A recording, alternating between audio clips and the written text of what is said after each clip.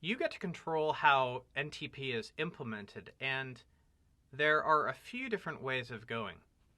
There is client-server, and in this case, in the most straightforward implementation, you have a server that is authoritative, that can be asked to give out time.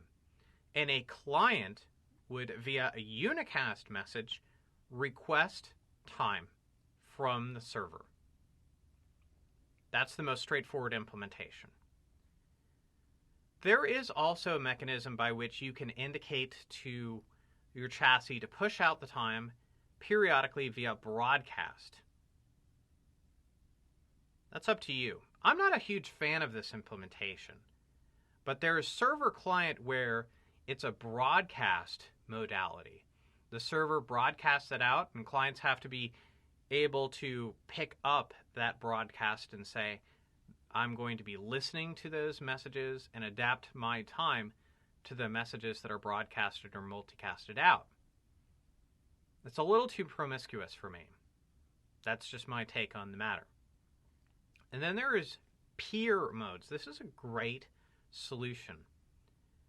What you can do is you can set up layers of your implementation, maybe the distribution layer, where the distribution layer switches function as peers, so that maybe one of your distribution layer devices goes offline, comes back online.